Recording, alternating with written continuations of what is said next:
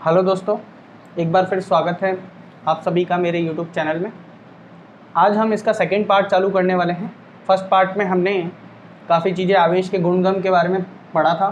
सारे मैंने गुणधर्म करा दिए। जिसने इसका फर्स्ट पार्ट नहीं देखा है, हमारा फर्स्ट चैप्टर चल रहा है, फर्स्ट पार्ट ज़रूर देखें। उसके बाद हम किसी चालक को आवेशित करने की विधियाँ पढ़ने वाले हैं, ठीक है, कि किसी चालक पे आवेश किस प्रकार लाया जाता है, किस तरह से उसको आवेशित किया जाता है। तो सबसे पहली जो विधि है, किसी चालक को आवेश करने की विधियों में जो सबसे पहली विधि है उसको कहते हैं चालन या फिर स्पर्श द्वारा, ठीक है। ये चालन विधि है, यानी कि इसमें स्पर्श के द्वारा किसी आवेश पे आवेश लाया जाता है। देखिए, कोई दो चालक हैं, उनको अगर आपस में मैं स्पर्श करा दूं तो दोनों पे आवेश ट्रांसफ़र हो जाता है, एक से आवेश दूसरे पे चला जाता है, ठीक है। तो इस विधि को हम क्या कहते हैं? इस विधि को हम कहते हैं चालन विधि। इसमें ज़रूरी है कि एक वस्तु आवेशित होनी चाहिए। जैसे मैं चालन से पहले बनाता हूँ, चालन से पहले दो वस्तुएं रखी हुई है। मान लीजिए ये वस्तु है ए और ये वस्तु है बी। तो मैंने क्या करा, ये चालन से पहले मान लीजिए आवेशित है और ये उदासीन है, तो इस पे आवेश है। तो जब मैं इन दोनों को आपस में टच करा दूंगा या किसी तार से जोड़ दूंगा, है ना तो मैं यहाँ बना देता हूँ चालन के बाद। चालन के बाद क्या होगा, इन दोनों को आपस में टच करा के वापस दूर रख दिया, ऐसे टच करा दिया और वापस दूर रख दिया, तो दोनों पे आवेश आ जाएगा। इसका आवेश इस पे चला जाएगा, ठीक है। बराबर बराबर बढ़ जाता है ये आवेश। कितनी मात्रा बढ़ती है, क्या आती है, वो क्वेश्चन जो आएगा उसका मैं आपको बता दूंगा कंसेप्ट क्या है। ये बी चालन के बाद क्या होगा, इस पर भी आवेश रहेगा, और क्योंकि दोनों को टच करा दिया है, टच करा दें या किसी तार से जोड़ दें, ये तार है, ठीक है, तो इस पर भी आवेश आ जाएगा। तो दोनों वस्तुएं आवेशित हो जाएगी, ये भी आवेशित हो गई और ये वस्तु भी आवेशित हो गई, जबकि पहले ये उदासीन थी। तो इसकी मेन शर्त क्या है, जब भी किसी वस्तु से दूसरी वस्तु को आवेशित किया जाता है तो उसमें से एक वस्तु पे आवेश होना जरूरी है। ये नेगेटिव होता तो नेगेटिव भी चला जाता, और पॉजिटिव है तो पॉजिटिव भी बढ़ गए हैं, ठीक है। तो जब ये बढ़ता है तो कुल मात्रा की आधी हो जाएगी, ये बात ध्यान रखें। कुल मात्रा आधी आधी दोनों चालक पर बंट जाएगी, ठीक है, पहली विधि है। और दूसरी चीज, इसके लिए आवश्यक शर्त क्या है? आवश्यक शर्त, एक वस्तु आवेशित होना आवश्यक है।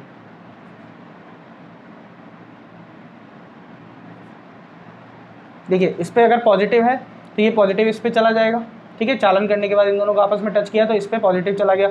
अगर इस पे नेगेटिव होता तो इस पे नेगेटिव आ जाता, दोनों आधा आधा बांट लेते, ठीक है। अगर इस पे पॉजिटिव है, इस पे नेगेटिव है, दोनों मिलके कैंसिल आउट हो जाता, तो जिस पे ज़्यादा होता वो बचता, ठीक है। और अगर दोनों पे पॉजिटिव है तो फिर से दोनों आपस में जुड़ जाते, ठीक है। तो दोनों भी आवेशित हो सकती है, लेकिन एक वस्तु का आवेशित होना जरूरी है, ठीक है। इससे रिलेटेड मैं क्वेश्चन बता देता हूँ आपको कि क्वेश्चन किस तरह से आते हैं। जैसे कि मान लीजिए क्वेश्चन है आपके पास कि आपके पास एक वस्तु है, मैं इसमें बहुत सारे क्वेश्चन कराने वाला हूँ आपको। ए और दूसरी वस्तु है आपके पास बी, ठीक है। पहला कंसेप्ट कि मान लीजिए इस पे 5 कूलाम आवेश है और इस पे 7 कूलाम आवेश है। ये कब है? चालन से पहले। तो आपसे पूछा जाएगा चालन के बाद क्या स्थिति बनेगी। चालन के बाद बताइए दोनों पे कितना आवेश होगा। ये वस्तु ए और ये वस्तु बी, जब दोनों को आपस में जोड़ दिया जाएगा तो ए और बी पर क्या आवेश आएगा, ये आपका क्वेश्चन है, ठीक है।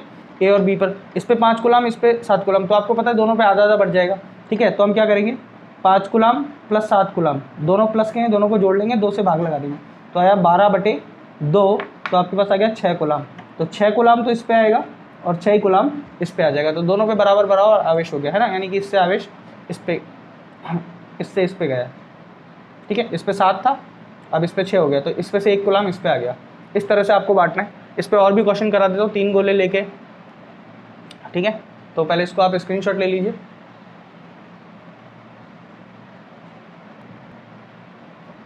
इसका सेकंड क्वेश्चन देखते हैं हम दूसरी वैरायटी का, कि आपके पास एक गोला है ए, ठीक है, इस पे आवेश है 7 कूलम, और दूसरा जो गोला है उस पे -2 कूलम है, ठीक है।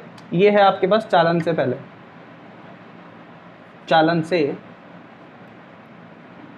पहले जब दोनों में चालन हो जाएगा तो चालन के बाद आपके पास कितना कितना आवेश दोनों पे होगा, चालन के बाद। तो आपसे पूछा जाएगा ए और बी पर चालन द्वारा आवेश का स्थानांतरण किया गया, तो बताइए दोनों पर आवेश कितना होगा। अब क्या करना है आपको, वैसे ही जोड़ना है, ठीक है, जैसे पहले जोड़ा था। तो चालन के बाद क्या होगा, 7 कूलम -2 कूलम बटे 2, ठीक है। अब की माइनस लगाना है क्योंकि इस पे माइनस है, ठीक है। तो कितना बचा, 5 बचा 5 कूलम बटे 2, यानी कि 2.5 कूलम इस पे आ जाएगा और 2.5 कूलम इस पे आ जाएगा, ठीक है। तो ये क्या हुआ, पहले तो इसका जो -2 कूलम है उसने इसके +7 कूलम में से 2 कूलम ले लिया, उसको कैंसिल कर लिया, ठीक है। तो 2 कूलम तो कैंसिल हो गया, इस पे बचा 5 कूलम। अब वो 5 कूलम आधा आधा इस पे बट गया है, ठीक है। तो आपको इस तरह से क्वेश्चन करने। एक और क्वेश्चन देख लेते हैं, तीसरा क्वेश्चन।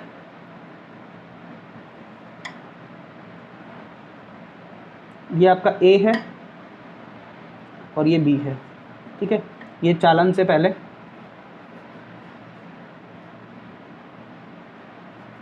और इस पे जो आवेश है वो है -11 कूलम, ठीक है। और जो इस पे आवेश है वो -3 कूलम, ठीक है। अब आपसे पूछा गया चालन के बाद बताइए, चालन के बाद दोनों पे कितना आवेश होगा, कितना कितना आवेश होगा ये बताना है। चालन के बाद यानी कि दोनों को कनेक्ट कर दिया गया, ठीक है। तो इसको आपको निकालना है। तो देखिए इस पे -11 और -3, तो -11 कूलम -3 कूलम बटे 2, तो ये आएगा -14 कूलम बटे 2। तो आपके पास आएगा -7 कूलम। तो माइनस का टोटल तो हो रहा है -14, तो -7 कूलम इस पे आएगा और -7 कूलम इस पे आएगा। ये नेगेटिव वाला क्वेश्चन था दोस्तों, ठीक है। तो इस क्वेश्चन को आप नोट कर लीजिए। मैं एक और करा देता हूँ, इसमें 3 गोले ले लेते हैं। चलिए, आपके पास एक गोला है, ये सब चालन के पहले की स्थिति है, चालन से पूर्व, ठीक है। चालन से पूर्व जो ए गोला है और एक गोला है बी, और एक गोला आपके पास सी है, ठीक है। तो इस गोले पे आपके पास 18 कूलम आवेश है और इस पे -9 कूलम है और इस पे +3 कूलम है। आपसे अगर पूछा जाए चालन के बाद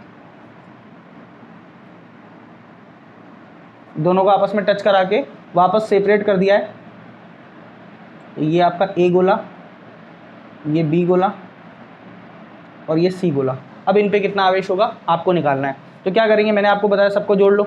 सबको जोड़ोगे तो प्लस का 18 कूलम माइनस का 9 कूलम प्लस का 3 कूलम। अब भाग लगेगा 3 का, क्योंकि तीनों में बराबर बराबर बांटना है, ठीक है। पहले सबको जोड़ लिया, देखिए तो ये बचा 9, 9 3 12, प्लस का 12 बचा है, ठीक है। तो आपके पास प्लस का 12 बटे 3, तो आपके पास आया 4 कूलम। तो 4 कूलम इस पे होगा, 4 कूलम इस पे होगा और 4 कूलम इस पे होगा। तीनों पे 4 कूलम आपस में बढ़ जाएगा। तो बराबर बराबर बांटना है। अगर 4 गोले होते तो आप 4 से भाग लगाते। तो सबका टोटल लगाना है साइन के साथ, चिन्ह के साथ में, फिर उसको किससे भाग दे देना, जितने गोले हैं उससे भाग दे देना, और इस पर आपके आवेश की मात्रा आ जाएगी, ठीक है दोस्तों। तो इसका आप स्क्रीनशॉट लीजिए। फिर हम बढ़ते हैं अपनी नेक्स्ट विधि की तरफ। दोस्तों अब हम बढ़ते हैं हमारी नेक्स्ट विधि की तरफ, जिससे हम किसी गोले पे आवेश लेके आते हैं। तो इसके स्टेप्स हैं, थोड़े से स्टेप्स याद रखिए। स्टेप फर्स्ट, ठीक है। स्टेप फर्स्ट में सबसे पहले हम एक गोला लेंगे, गोला ए है ना, और ये कैसा गोला है, उदासीन है, जिस पे हमें आवेश को लेके आना है, ठीक है। या फिर इसको आवेशित ले लेते हैं, एक गोला, उदासीन दूसरा ले लेंगे हम, ठीक है। तो ये हमारा आवेशित गोला है, और एक हमारे पास गोला है B जो उदासीन है। ठीक है, 2 गोले हैं। अब मुझे इसको आवेशित करना है और टच नहीं करना है बिल्कुल भी। ठीक है, तब स्टेप सेकंड में क्या करेंगे हम, स्टेप 2 हम क्या करेंगे कि इस आवेशित गोले को उदासीन गोले के सामने रख देंगे। ये आवेशित गोला है और इसके सामने उदासीन गोला रखा हो। अब एक बात आप ध्यान रखिए कि ये जो गोला उदासीन है, इसका मतलब बिल्कुल ये नहीं है कि इस पे आवेश नहीं है। इसका मतलब ये है कि इस पे आवेश है, लेकिन जितने पॉजिटिव हैं उतने ही नेगेटिव हैं। तो अब इसके प्रेरण के कारण क्या होगा, इसमें जो पॉजिटिव और नेगेटिव, इसमें बहुत सारे पॉजिटिव और नेगेटिव हैं, लेकिन जितनी मात्रा में पॉजिटिव हैं उतनी ही मात्रा में नेगेटिव भी हैं, दोनों हैं इसके अंदर। ठीक है, अब जब इसके पास मैंने रखा तो इस प्लस आवेश के आकर्षण के कारण इसकी इस वाली सतह पर नेगेटिव आवेश इकट्ठा हो जाएगा। ठीक है, और पीछे की सतह पर क्या आ जाएगा, पॉजिटिव आवेश आएगा। ठीक है, तो यहाँ पे आ गया पॉजिटिव और यहाँ पे आ गया नेगेटिव। ये हमारा उदासीन गोला था, हमने इसको आवेशित गोले के सामने रख दिया, टच नहीं कराया, बिल्कुल भी टच नहीं कराया। तो प्रेरण के कारण, ये किसके कारण हुआ है, प्रेरण के कारण, इसलिए इस विधि का नाम है प्रेरण विधि। ठीक है, ये प्रेरण के कारण हुआ है। अब हमें क्या करना है, स्टेप 3 में देखिए, स्टेप 3 में ये गोला यहीं रखा हुआ है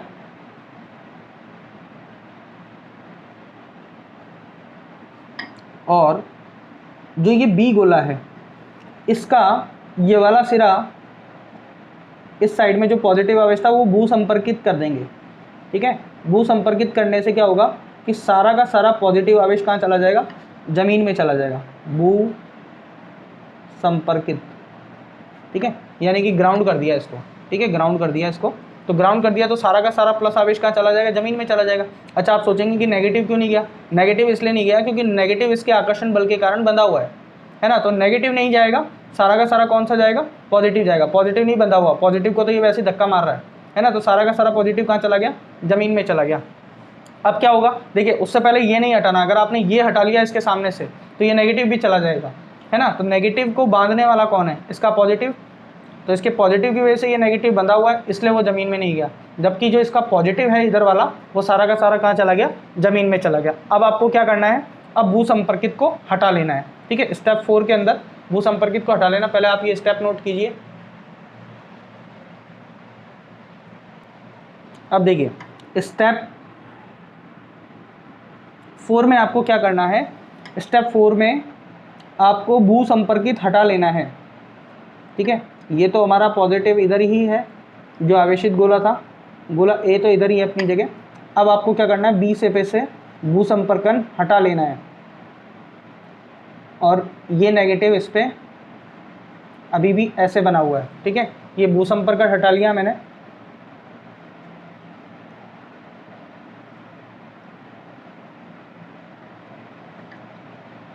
भू संपर्क मैंने हटा लिया है। ठीक है, अब भू संपर्क हटा लेने के बाद में आपको क्या करना है, ए गोले को भी हटा देना है। तो आपके पास केवल बी बचेगा और बी के साथ क्या होगा, देखिए क्योंकि ये नेगेटिव आवेश जो है इसकी वजह से बंधा हुआ था, तो ये जब हटा लूँगा तो ये बी गोला जो बचेगा इसका नेगेटिव आवेश पूरी तरह से चारों ओर फैल जाएगा, क्योंकि ये इसके आकर्षण के कारण बंधा हुआ था। जब मैं इसको हटा लूँगा तो ये पूरा का पूरा सतह पर फैल जाएगा और कोई ग्राउंड भी नहीं है, ग्राउंड नहीं है तो नीचे भी नहीं जाएगा, तो सारा का सारा जो बी गोले पे आवेश हो जाएगा, तो ये आवेशित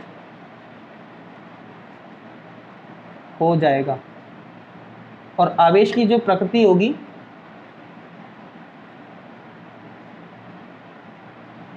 वो विपरीत होती है, इसमें ध्यान रखें।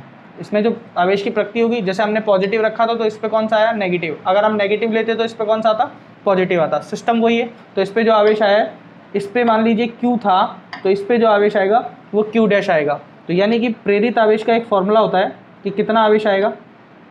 पिछली विधि में तो मैंने बता दिया था कितना आएगा, आप कैलकुलेट कर सकते हैं। प्रेरित आवेश Q डैश की जो मात्रा होगी वो आएगा Q dash Q into 1 - 1/ε r। तो ये प्रेरित आवेश की मात्रा है अब आप पूछेंगे कि एप्सिलॉन आर क्या है, इसको कहते हैं आपेक्षिक विद्युतशीलता। ये हम आगे चैप्टर में पढ़ेंगे, ये हर मटेरियल के लिए अलग अलग होती है दोस्तों, है ना, तो इसकी अलग अलग वैल्यू होती है। ये वैल्यू रखिए, जैसे हमने लोहे का गोला लिया है या कॉपर का लिया है, सबके लिए अलग अलग वैल्यू है, तो इसको रखते ही आपके पास क्या आ जाएगा, इस पर प्रेरित आवेश की मात्रा आ जाएगी। तो थोड़ा कम होगा, देखिए इसमें से कुछ चीज़ माइनस हो रही है, तो ये जो मात्रा आएगी कम आएगी, जबकि पहले वाले में क्या हो रहा था, आधा आधा हो रहा था, है ना। चालन विधि में आवेश की मात्रा आधी आधी बट रही थी, इसमें आधी आधी नहीं बटेगी, इसमें जो जितना आवेश आएगा वो मैंने फॉर्मूले से आपको बता दिया है। तो आप क्वेश्चन भी कर सकते हैं इससे रिलेटेड, ठीक है। आपसे स्टेप्स पूछे जाएं तो आप स्टेप्स में थोड़ा सा लिख के आ सकते हैं, और बाकी स्टेप वाइज बना के आएंगे तो एग्जामिनर बिल्कुल आपके नंबर नहीं काटेगा, ठीक है। तो ये आपका आवेश आ गया, इसको कहते हैं प्रेरित आवेश, और इसकी प्रेरित आवेश की मात्रा मैंने गोले को बिल्कुल ही आवेशित कर दिया है, ठीक है दोस्तों। तो इसको आप स्क्रीनशॉट ले लीजिए, फिर हम अगले टॉपिक की तरफ बढ़ते हैं आगे।